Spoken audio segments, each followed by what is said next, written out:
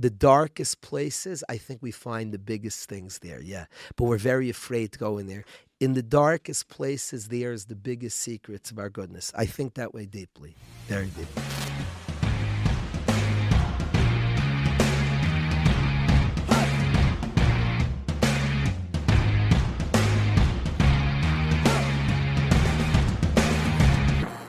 Thank you very much, Rabbi Kalish, for making time. I really appreciate this. It's a pleasure. Thank you. I'm happy to be here. Okay, no easy questions here. Let's start with something difficult. So you once said this to me, and it was extremely impactful. You said that a child will only feel as loved as the least favorite child in a family. I'm curious if you still stand by that and what you meant by that. Wow. It's always hard to have friends, Yitzy, who remember things you say for a long time. You have to not only think now, you have to back up what you once said. But I do stand by that. It's something that I've noticed. There's a lot of discussion in any family who has a kid struggling is he's hurting the rest of the family, she's hurting the rest of the family, and there are a lot of questions like how to deal with that child. I think there's a deep message to children when they know in a school this is true, in a family it's true, that when I misbehave, you're out. So all of a sudden the behaviors, there's a certain pressure, I better not cross a line. Now we might like that as parents, as schools, because then our kids won't cross a line. But am I truly loved, irrelevant to the nachas, to the good feelings I bring to my parents? I think people are sophisticated, and the sense, if I would cross that line, I'm written off. I think there's a big message of, you're my child.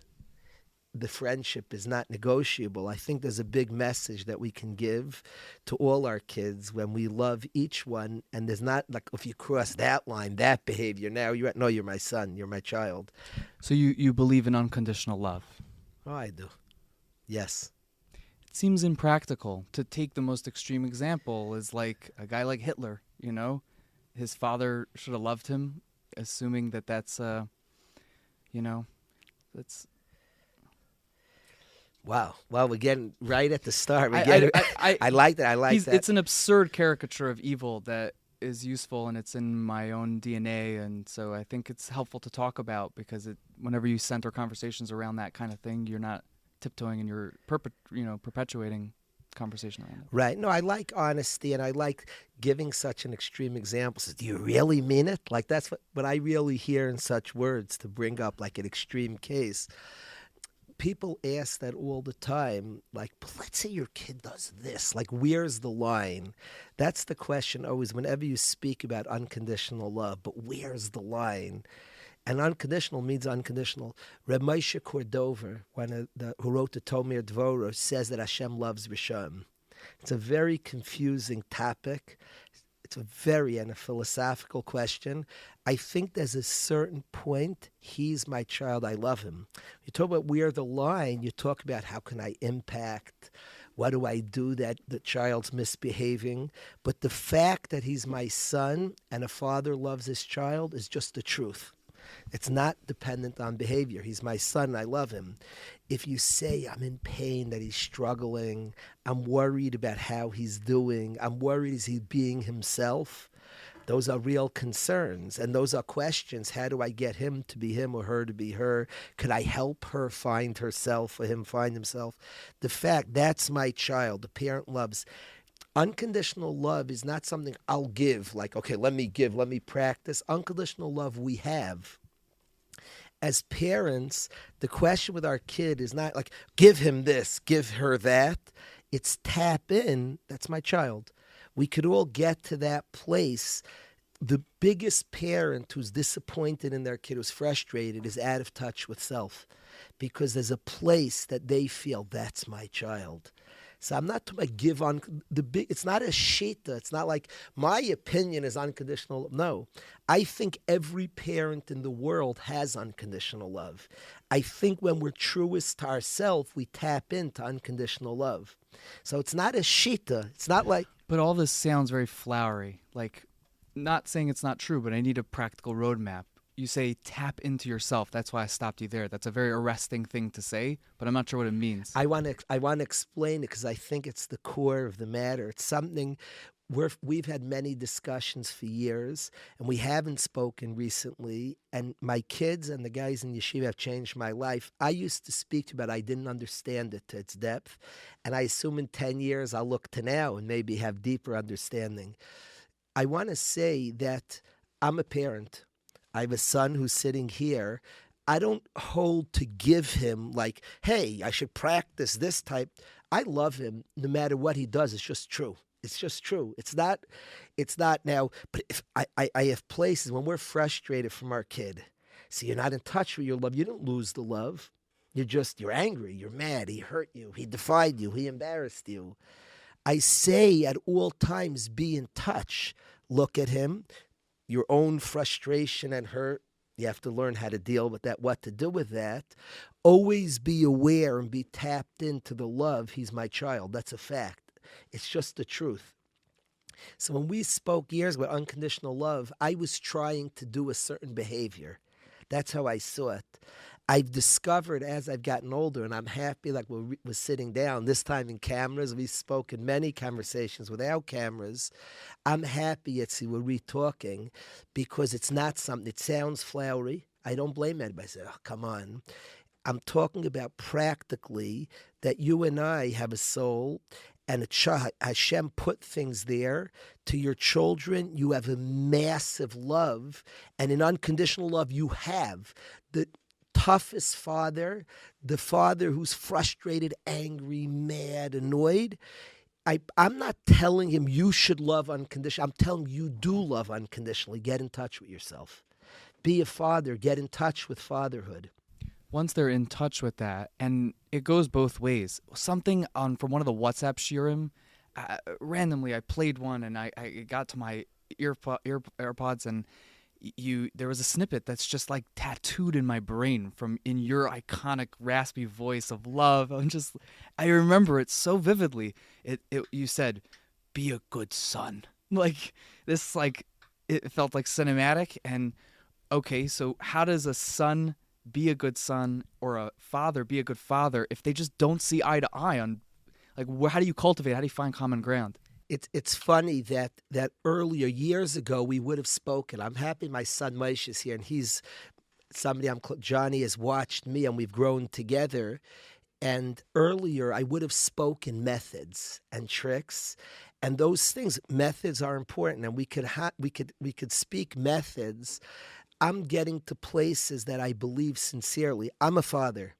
When my kids are when a child's doing something and I'm hurt, because we're human and we get hurt from in all relationships, instead of before I even think what should I do, there's a place in me that's my son. It's in me. It lives in me. That's my son. And I ask myself now more, how can I tap into that place? How can I live aware of the place? Unconditional love is a place you can live in. It's not unconditional. I'm smoking. I'm angry at my kid. I'm saying that I love my son. He's my son. She's my daughter. I have that place. I also have frustration, and I could live with both and work on both levels. I want to tap in. That's my child. I want to make sure I'm plugged into that reality, because we're at a danger when we're not living reality, and we're not living. So the angry father, the upset mother is ignoring reality. That's much. If you ever see a father raging at a kid, this tragedy is that they're ignoring a reality, and the father loves the kid. That's the craziest part. And it's so sad. In your anger, you forgot reality. So I'm not just saying, demanding, well, he should be giving unconditional love. No, I think he should just be a father. And a father has love, and he's out of touch with himself. When you observe a father raging on his kid, a mother with no patience, lost patience on a daughter, she's actually forgotten her motherhood. And I don't think we should forget who we are ever. Now, what do? I've arranged. I've unconditional love, but I'm also very concerned. There's ways we could resolve that. So it's less. The old me would have spoken to you methods. I say today, be truthful, be honest, and be in touch with that place. You get places. You really get. A lot of the answers of our life, I want to back. I stopped mid sentence. When we were younger, I love the Muslim movement, and the Muslim movement has tremendous amounts to teach about human behavior and affected my life and remains very strong with me.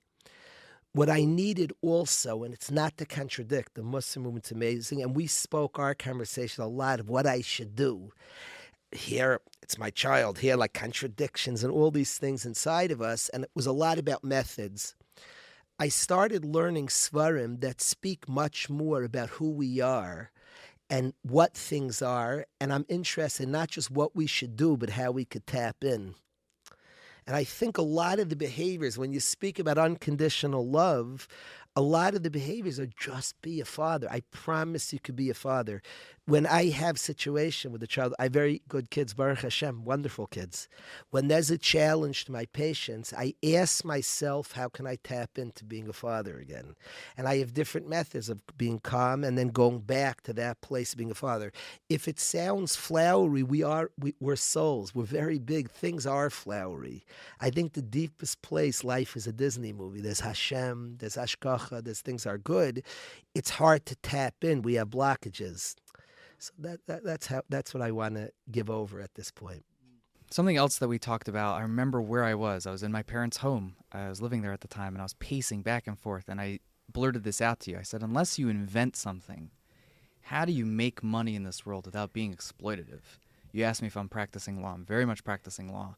And I try and make good judgment calls, but there's a lot about the law, that is exploitative. And that's how you make money. And it's glorified, and it's pretty much uninhibited in an ideal version of success. And you have to step on throats sometimes. And I'm curious what your thoughts are on going out there in the world and trying to make a buck. I love that question. I have this theory, and you'll accuse me of being optimistic, and I've been accused of that before in my life, of being positive, and there's a dangerous element. Are you ignoring reality? I have a theory that the world works. And there's definitely a sense that to get places, to accomplish, you have to step on people. To make money, you have to exploit and areas of gray. I have this theory that the world works, and Hashem designed a world that could work. I have seen rich people who are honest, who actually supply, and because they supply, get things for it. I have this real belief that Hashem made a world that with honesty we can get places. I love finding those people that are doing it right and it works. I think honesty, people could be rich and honest. People could really supply things to the world and honest things and make a lot of money.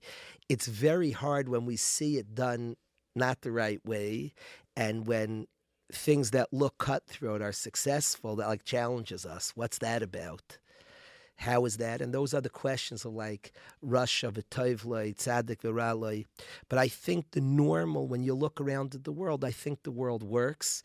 We all have friends, and we look to friends who do it honestly, who supply something and give something, and they get something for it. They provide good chairs to the world. They provide good content to the world, and they make money from it. I believe that deeply. I have a friend who's a lawyer, who has this fire for truth. I could tell you his name. Zisha Grossberger is a friend of mine, and he does well, Baruch Hashem, and he has this fire for truth. Hashem should bless him, and he's honest, and whenever he does well with his honesty, it gives me a lot of chizuk. So for sure, all of us grapple with this. The cheater, the cutthroat person, the step on people's person who seems to succeed. Tonight, ironically, Yitzy, is Rabbi David Feinstein's yahrzeit as we're talking. We just entered this minute, and I asked his grandson, who I'm close to, Yosef, tell me something about your grandfather. And he said about his grandfather was the Gadol Adar, and he thought about it. The Feinsteins are a very, very humble family, and they don't love grandiose stories, and they're quiet. Rabbi David Feinstein was a quiet person. And he said about his grandfather, he was the Gadol Adar, and you picture that somebody who leads, how many people were trampled along the way. That's a you'd picture. To get to the top of the mountain, who was pushed off the mountain? And he said, my grandfather never stepped on anybody his whole life. That was like the way of his life. And here he was the Gadol Adar, and he never stepped on a person, and he ran the Jewish people. Just that there's a human being whose Yartzites tonight, who was the leader of our generation, and he never stepped on anybody to get there. We watch politics of this one bashing, and the path to climb to the top might be running over people, and it looks that way. But we look for these examples, the Reb David Feinsteins of the world. I described this friend of mine, Zisha Grossberger, who's successful, not having run over in what I've seen, not running over, not cheating. So I do have a belief. Again, I'm accused, you're just being optimistic and positive. I think Hashem made a beautiful world, and one could do it correctly, and one's supposed to do it. My kids and I have this mantra, we say, the world works. And we believe that, a weird belief. That is very positive. Sometimes things don't work. You've done a lot of beautiful accomplishments. You've built a lot of different things, and I'm grateful for. I've benefited from a lot of them. But let's say Blue Ridge, which I enjoy. I'm only bringing this up because I feel like I have license to. I heard you talking about it, but that didn't take off, and so you kind of have to face this like, wow, I really fell short of what people thought this development would have been next to a yeshiva. Like, how do you deal with failure? How do you deal with when it doesn't work, when it feels like it doesn't work? It's a fair, the question then to somebody who says the world works, and then we'll find times in our life that we're doing something right and something good and something we believe in. And then the question becomes, did it work? Didn't it work? You mentioned Blue Ridge is a beautiful city, like you've been there. Shabbos is magical. Is it the size I would have dreamed? It will get there. It's not been to the speed we wanted, for sure. But that question, I have a hero, somebody that I look up to, a historical person who's in Olam Haba today, and I ask myself, was he successful? Does he feel he was successful? And that question of what's called success, and did it work the way we all want? There's a Hashem who has reasons, and I admit that that's where a lot of faith comes in. The world works, and I see, and Hashem shows me the world works. I have the faith of things that don't go the way we vision, that there are information we don't know. That's where a lot of faith does come in, but it only comes in at the point that we see enough and Hashem shows us enough that we could say this world works. Then on things go in different ways than we expect, we say Hashem knows what he's doing. I don't have all the cheshbonos, but it's a fair question. We all face areas where we say, hey, the world, but if enough we see and what we're exposed to and shown enough that the world works. The analogy I would bring is we have people in our lives we trust a lot. Does that mean we then understand everything they do? They might be smarter than us. They might have cheshbonos. But I see enough and know enough of what I do understand to say, this person loves me. This person knows what they're doing. See, even when I don't understand, I'm allowed to say they're smarter. And our relationship with God, with him deciding, Hashem la'adam ma'archei leiv. We have plans, L'Hashem ma'analash, and Hashem decides what happens. We have enough in our lives of seeing Hashem's goodness pays, to say in the things I don't understand, Hashem is smarter. How do you build in? So that's a nice thing, and I can intellectualize that and say that makes sense to me. But there's feelings sometimes I was talking to a friend of mine, Benji Weintraub, who I'm going to bring up again. I don't know if you even remember him. You met him once only, I think so. But he had an interesting origin story with you. But I was talking about it with him last night. I did a podcast with some Jewish music artists, and the second I got into the room, I started cheshboning, like, okay, I'm a lawyer, so I fit here in the hierarchy. Like, it's okay that I felt a little under them, and that feeling of jealousy, it's like a visceral feeling, it's powerful. It's like you have to go to the bathroom, like it's that level, jealousy. Is there a way to harness it? You were talking about how you need to be in touch with your feelings and feel all the feelings. You can't just say, oh, I have faith that he's supposed to have that, and anytime you're in presence of something you want that you're stuck, you can't get it. How do you deal with that? I wanna circle back because I'm presenting. I want my son. I'm presenting something so pretty. I'm presenting like on the good things of life, feeling and the sense Hashem's so good and good works. I presented so pretty. And does life always feel that way? We're in midst. We're having this interview in middle. Our whole nation's facing something. Kalish gets up and says, the world works. Are you blind? You stupid, Kalish? And I'm saying when it doesn't, when something happens, faith. So then the human condition, you describe jealousy, you're describing like feelings we have and emotions. I'm giving a picture of what is in us, of what we're shaykh to, but a very, very complicated journey of getting there and feeling things that are different, of having times that we're a lattice. I don't get this. It doesn't seem to be working. I like that question. In my life and in your life, we've had questions you ask about projects that don't seem to be working. I want to ask Hashem. I was convinced your world works. And I like feeling that the guy who's saying the world works is not somebody who hasn't seen anything, who hasn't struggled, who hasn't said, it doesn't seem to be working. We've all turned to Hashem and said it doesn't seem to be working. We've all asked that question. Esther Amalka says, Kaylee, lama tazavtani, why have you forsaken me? Now, she knows Hashem intellectually, never forsakes for a second. She knows intellectually whatever Hashem does for the good, and yet there's a place and a space to like, Hashem. So I'm not coming to say, and as a people, we're in a place of pain and discomfort and saying, Kaylee lama tazavtani. So I'm not afraid of all the different emotions that come along and the questions of, it doesn't feel at this moment it's working. I'm talking about when we're real and as we're real and what we sense and what we see and what we experience. And I think we can experience very deeply a world that works. So I'm not, again, tapping in, and I'm saying that we cannot just have faith. We could tap into a place that says, I don't know everything. I don't know Hashem's plans. We could tap into that place, but I don't mind that. I don't mind. It's messy along the way, and there are times all of us in a world that works, and we see enough, and we see in our own life that it works. Then we bump into something that tzaddik viralai. That's well, Hashem, it doesn't seem to be working. The kasher of tzaddik viralai, Moishy Rabbeinu knows that Hashem is smarter. He's asking that why do you put bumps in the way and it doesn't feel like it's working? But that's the exception, and typically we could sense the world works. That's what I'm suggesting. Something not really super connected, more closing the loop on what I said. Akiva Balsam, whose studio we're using, thank you very much. I forgot the name of the book The Dopamine Secret. Available on Amazon.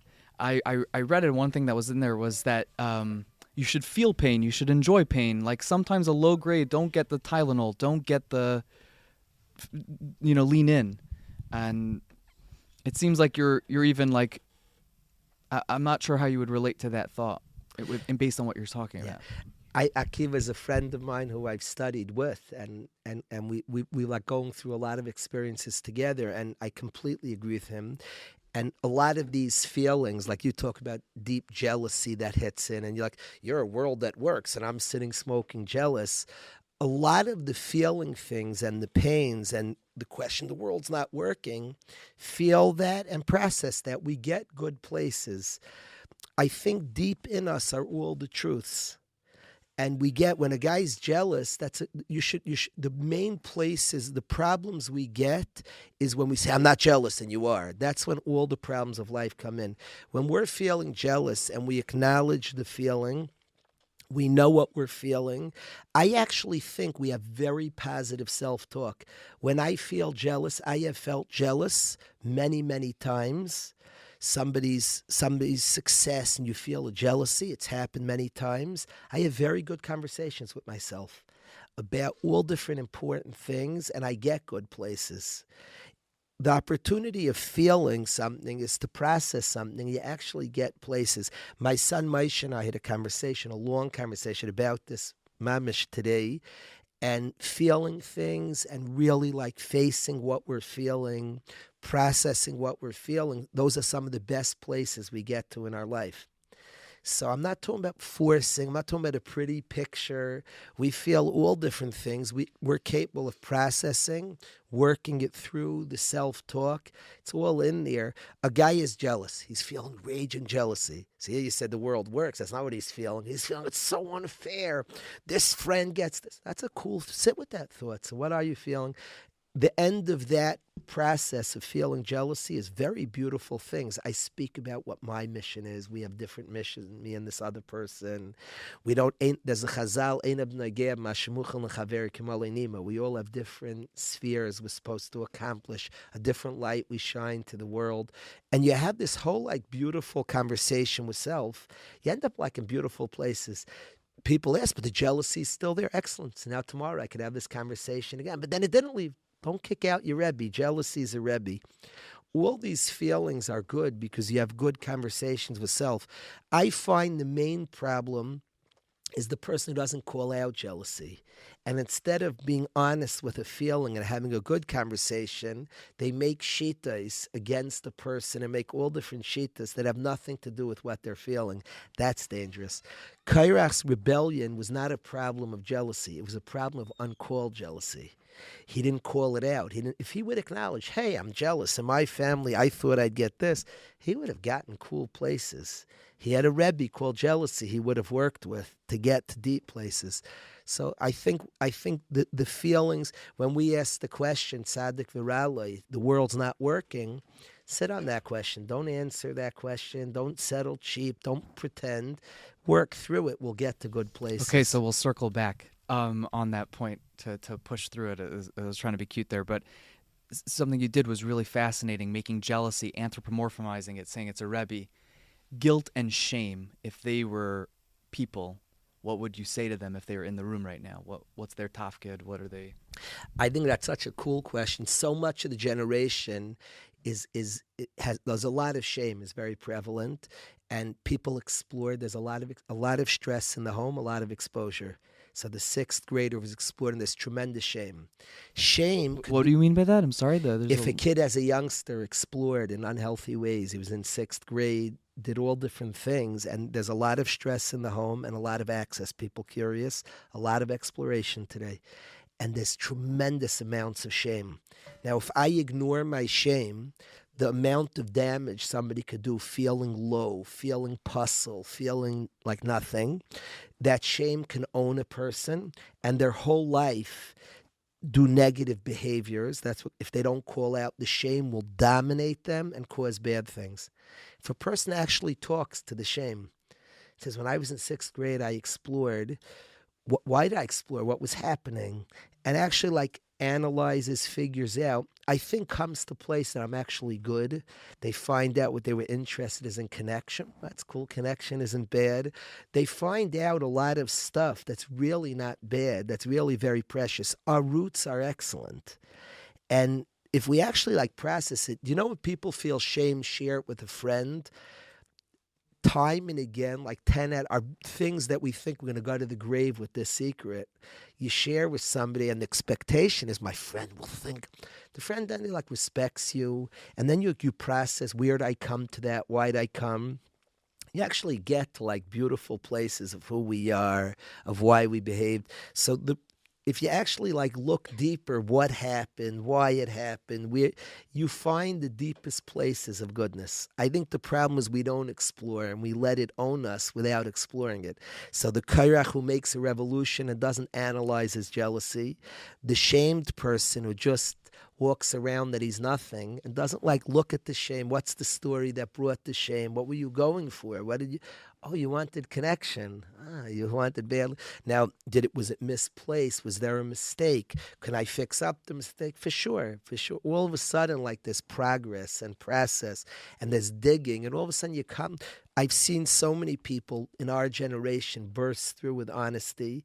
There are people who make a whole story of their life, and really they just have to resolve something in sixth grade. Now, that would exactly be it. The person who then spent a lifetime making up shitas, behaving in certain ways, and creating like whole worlds, the problem wasn't the source of the shame. The problem was lack of like focus. What gave me that? Why did I feel that way? What caused that behavior? When you analyze from the source, when there's honesty, we get to beautiful place and things become my Rebbe. Actually discover like a deep place. When you were younger, you were craving connection. Well, that's not. You think that's what it boils down to? Honesty, I think what I'm seeing. No, the way to deflate bad behavior. I think when we analyze sources, figure them out, face them, get into them, we find big things. A lot of places we think are big Yetzer Hara, like the darkest places, I think we find the biggest things there, yeah. But we're very afraid to go in there. In the darkest places, there is the biggest secrets of our goodness. I think that way deeply. I remember telling this to you years ago, bring up my older sister, Lisa, who's like the biggest Harry Potter fan. And I think I made this juxtaposition that in all the books, there's this one bad guy and no one could say his name. They call him He Who Must Not Be Named. And the two people that are the most powerful is Dumbledore and Harry. And one of the attributes that they share is that they say his name. And it like deflates so much. And like that gives them the power, So it's similar to what you're talking about. I think it's brilliant. The Yetzer Hara is called the Tzifani, the hidden one. And I think she was mechaven, J.K. Rowling was mechaven to something really big. I think there's a tremendous truth she's tapping into the world, a truth of the dark places. We don't say it. Don't say that. In our world, we like wonder ayin hara. When you say ayin hara, al tiftach peh, al kol tzara shloi tavi. We don't like saying certain things, and there's a truth to not saying certain bad things. There's also a danger of not facing certain things, a tremendous. I like figuring that out, but I think she tapped into something amazing. You're right. I remember you telling this. You're spot on. She tapped into something cool. The darkest places usually are the secret and the passageway to our deepest good places. I find that a lot. Where do you draw the line of, how do you know you are someone that has, even with me, like I feel this connection with you that I can just bare my soul and just like it's nothing, tell you whatever's most bothering me. My problems aren't that interesting, but you've been with people that have very interesting problems. I mean, on the real outskirts of what we would consider normalcy. Like, how do you determine when is this guy a barbishus or rabbim? I need to tell people about this guy, or it's okay. I'll let it. It's good. It'll sit with me. And I'm sure you've also seen people blossom where they've done something that's just absolutely horrendous, and then you keep it on the down low, and then like 10 years later, they're really flourishing. Yeah. The question is like a loaded question. There's so many aspects to that question. That question can come in shidduchim. Somebody is dangerous, so you have to say, and you're like describing, at what point is the person yes a rush? At what point do you have to expose them to the world? Those are real questions, halachic questions, and all of us, there are times to say. That's not like, I don't think we should go into the technical aspects, though we could speak about that. If the question is, are there times something must be said? Yes, unequivocally yes. We have to be strong enough to say, to warn, to speak. I don't think like that contradicts, that's an awareness of something. That contradicts that as humans we're capable of uncovering our greatness and getting to great places. And I don't think those two things... Yeah, it's a false dichotomy. It's like a podcast trick of like, now you have to take these two choices. I don't look at those two things as contradictions. There's a sugya of what we say, when we say. But let's say a person's at a dark place and you have to warn somebody. Does that mean they're hopeless? Does that mean there's not greatness underneath? There could be that truth of having to say something and the truth of a great person who has a possibility of greatness and has to tap in. I don't think they're mutually exclusive. But it's a complicated dichotomy. It circles back, the unconditional love, but this behaviors I got to correct. That's not there's nothing to do with each other. I unequivocally love and non-negotiable. And then there's another question. A person is doing something. What should I do about it? They're not exclusive, those questions. We lose sight in the question of one, we lose the other, and we have to not. In the question, but they're doing bad behaviors. I lost my love. I got out of touch with the love. Stop getting out of touch with the love and have both on the table at once. And we're capable, then we're very successful. So here, the hope and optimism is on the table at the same time with protection and what's my responsibility to others. They're both on the table. They both have to stay there. Now, if that creates the stress, those are good areas of life, and those are stressful areas of life. But still, you have to live with that. I have a few more sugis, and then we're gonna turn to the Ilam over here to pipe up a little bit. But you were talking about machshava, thought, creating world, and maisa, and then doing. I'd love for you to encapsulate, if possible, if you can synopsisize that thought process that you were articulating. I heard you say in the shir. In a world of school, which I like schools, we need systems and we need schools, and schools are very good. The world of school typically marks the world of action. How much did you know of this information? Were your behaviors this or this? And it's a very black and white world of what did you do? What did you accomplish? How many blot did you learn? How many hours did you study? And the world of school, it's really what we have. We live in a world of action, and all we could judge of each other is action. But there's a world of machshava, of thought, that human beings are not great at judging each other, because it's hard to know what the other person's thinking. In the world of action, if a person wants to do a mitzvah and didn't get schar, as if they did it, now it's dangerous to teach a world of machshava. Because what do you mean? People are going to settle. They'll lie in bed and say, I wanted to go to Shachris. So what, I didn't. But it actually matters what you want a lot. And the greatness of deed matters. Rahman Ali Babai, it matters what we think. And the world of thought, one of the greatest actions in our history was the Aked that never happened. It was only a machshava. Abraham wanted and was willing. This week's parasha, it's a world of thought matters. Rahman Ali Babai. And I think even though we put such a stress on action, and we're right, and actions matter, but to try to get the heart to do it with drive and with rutzin and with optimism and excitement, and to get that world of machshava has to be part of our arsenal in teaching our children, teaching our talmidim. You have a guy in the yeshiva who does the least, but it's actually cares the most. Picture two guys, a very studious kid who studies 12 hours a day, and a kid who by nature is very not studious. He studies an hour a day.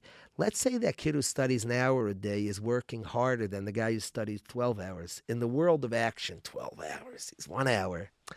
In the world of libabay, of machshava, the person's love of Hashem and care might be more. That's dangerous to teach it, because everybody can cop out and say, I want, who cares what I do? So you become a very dangerous person when you care about the world of machshava. It is not to exclude a world of maisa. The world of maisa, and push and accomplish, and certainly let's do 12 hours as best as we can, but be passionate, connect to it, care, make sure the machshava, the beautiful machshavas are there. It's interesting, Yitzy, there's an interesting thing. It says on the mincha of an ani, there's a rich man's carbon and a poor man's carbon. On the poor man's carbon, Hashem says, I consider as if he brought his soul on the flour. So now you're a dangerous guy. You made a sheet of bringing the poor man's carbon. So should the rich guy bring the poor guy's carbon? No! Bring the $1 million carbon. You're not making a sheet of doing less. You're making a sheet of meaning it. There's what to learn from the poor guy brings the flour. There's such sincerity. Now, the dream of life is to bring the rich guy's carbon with the poor guy's sincerity. So what Chasidus stresses in shul, the person who doesn't know what he's saying and can't even say the words, everybody's saying Tillim for Kalish. So this is like the classic Hasidic story. It's the whole shul. Moishy is not the classic story. The whole shul is davening. Everybody's praying, and there's one kid who can't read. And he just, in the midst of all the, saying the Tillim, he can't read, he's sitting, he doesn't know what to do, and he just, shouts, ah! And his tefillah saves Klal Yisrael. That's the standard. So now what's the lesson? Nobody should read Tillim.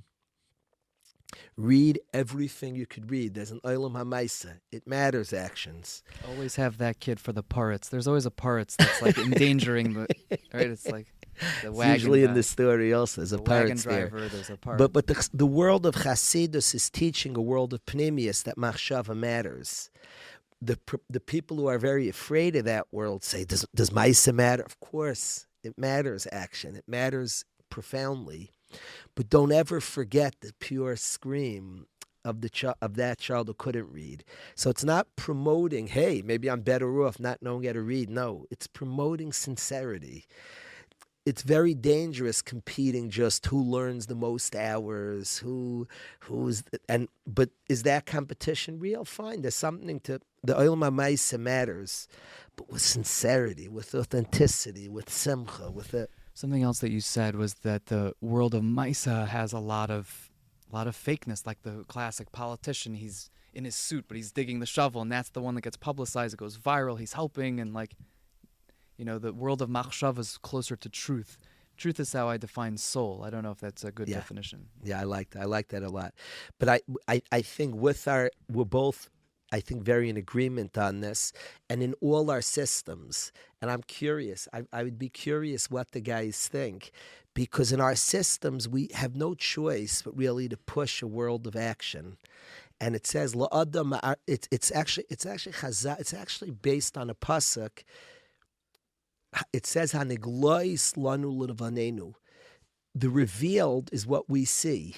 Hanistares l'Hashem l'keinu, the hiddens to God. We have no capacity, like even to make a system that promotes. How do you have a system that promotes that like kid who's the most sincere? We don't have a measurement for it. So you give out an award, the most sincere guy in the school. How do you know? That's a world that's very hard to. So the only thing we could judge is who prays the loudest, who learns the most blood. And it's true, there's a world of Maisa. Somehow getting into our education system in a real way, and again, the danger of only living in the Olam HaMaisa is that it matters. Rachmana liba boy. The ikar is the simcha, the tov leva, the sincerity, the authenticity. And I don't know the answer. And I worry, in a world that only stresses the authenticity, are you limiting people's actions? If you say over enough stories about the kid, I'm curious what my son Moishy would say. I'm curious Yitzy. I'm curious Akiva. I'd love guys to get up here. I want to give guys turns to share that in any education system, if we only speak about the world of action, so if we speak about the world of actions, so you have people competing for the most actions, and that's what's respected.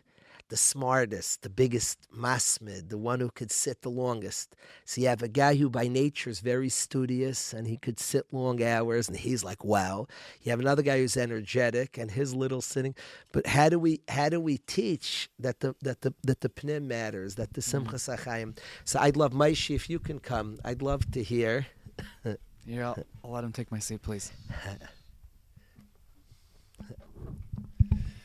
Hello, Moishy.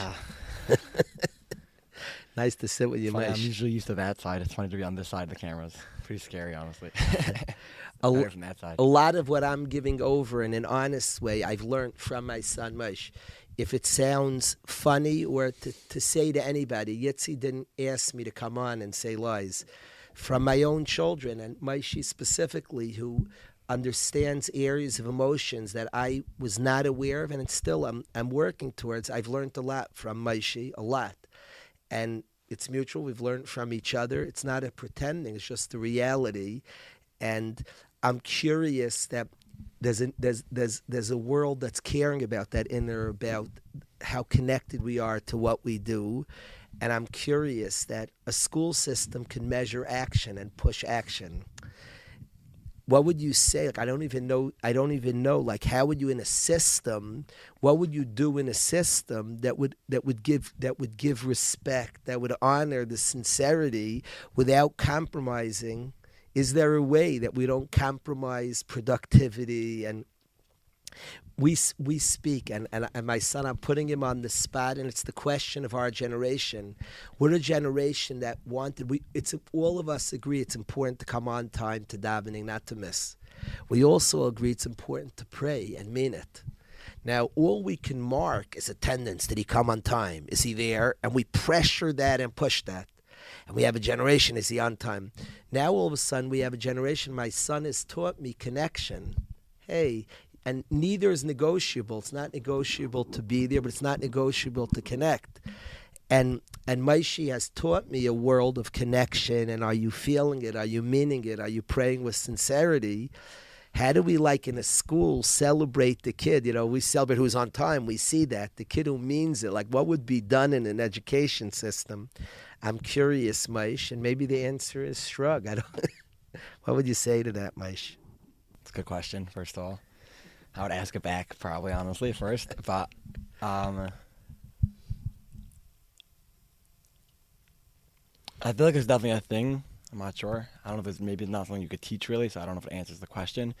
But there's definitely something I think that we teach a world of that your value is based on what you do very much, and the top people get respect. I think very much just not that you could even teach sincerity, just teaching the fact that you're respected no matter what. As you said, that we have a soul and we're not based on how much we learn this second. There could be a pressure to learn, not based even off someone. Once you teach that your value is based on how respectable you are, it goes past, I think, to some degree, even if you're out of school anymore, you learn to yourself even, not even, so it's not just a school question almost, even to yourself, that how much is my respect, how much am I worth is based a little bit on maybe and how much I could do. And if you're taught that to a certain degree, maybe even if there's a space that if I specifically maybe even a time that don't do anything and just sit with it, just sit and specifically don't waste time, have a time a day. You specifically maybe even waste time. It sounds crazy to say, and when I say waste, I don't necessarily mean waste, whatever that means. And that you're still just sitting there and you're still good. You could now create a space, a school maybe teaching that just not the top is respected. You're giving a space now that there's no space for. I don't know if you could teach to be authentic, but you're giving a space now that someone could be authentic. As much as you're forced to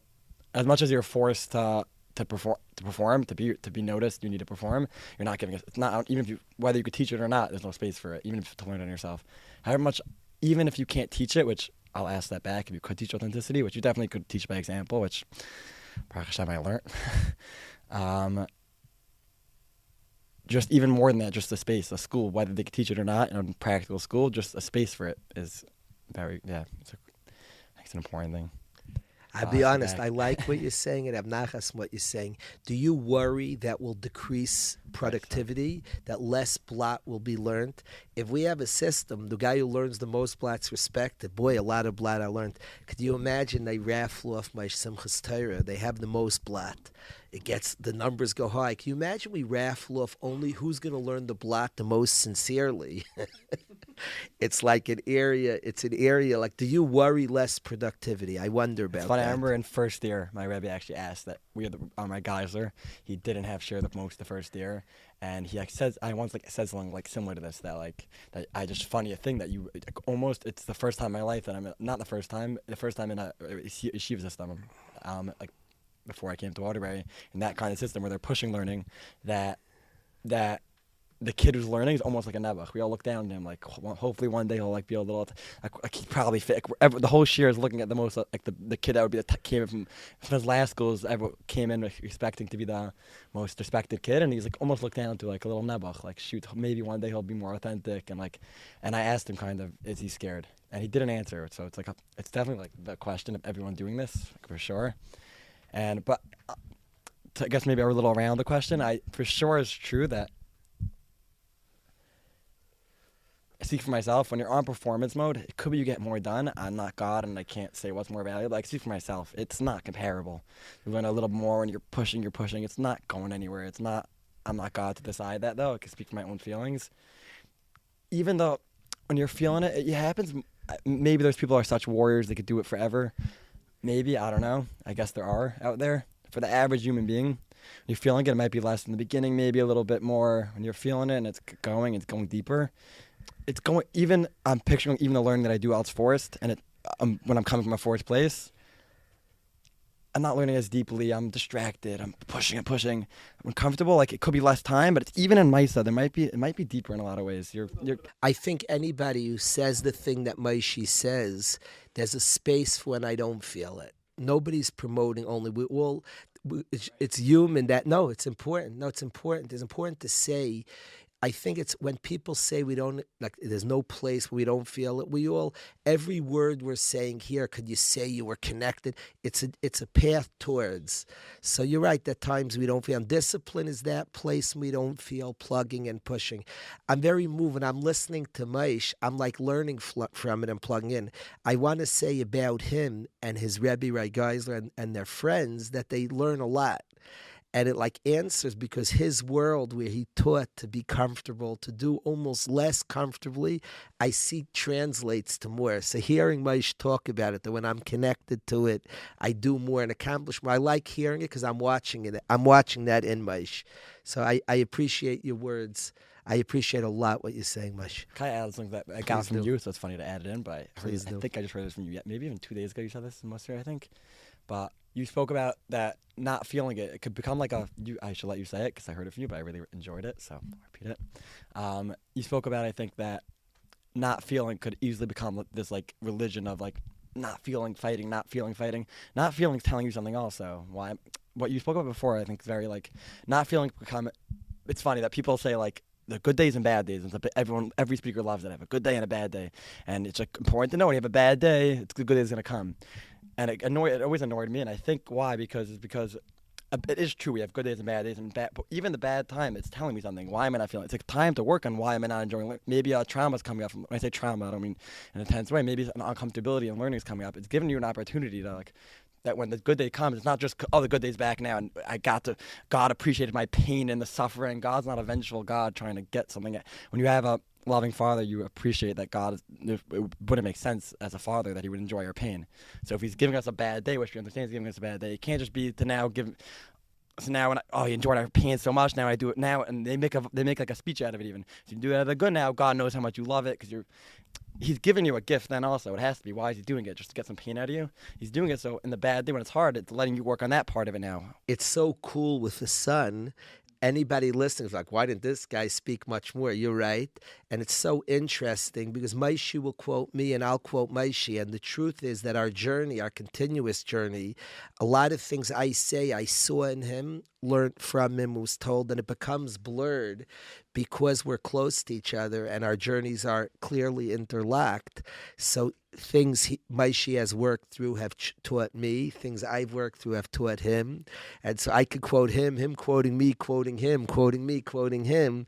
If you hear this, it's kind of cool. I want to thank Yitzy really for giving me this opportunity to speak, to share. I want to thank my son's friend CJ Kurtz is here. And Moishy could have quoted CJ, and CJ would quote Moishy because we're on a journey. Really, his friend Avi is here, and Yiddy and Akiva, and everybody, Shmuel's here. Our journeys are interlocked. We're studying each other, learning. It's a continuous journey. I thank you, Yitzy. Your journey has always been so, you say like, mine's not complicated. All our journeys are complicated. All our journeys are rich, are fascinating, are a great story. You've always been honest and like shared, and it's moved me, and I try to be honest, try to learn from you with an optimism could also cover like you don't want to get into and I'm learning under the optimism to feel the challenge and the difficulty. So I thank you for sharing with me. I look forward to sharing from you. We'll quote each other. Yitzy taught me, who I taught him, who he taught me. We'll both continue to learn from each other. Thank you so much for this opportunity.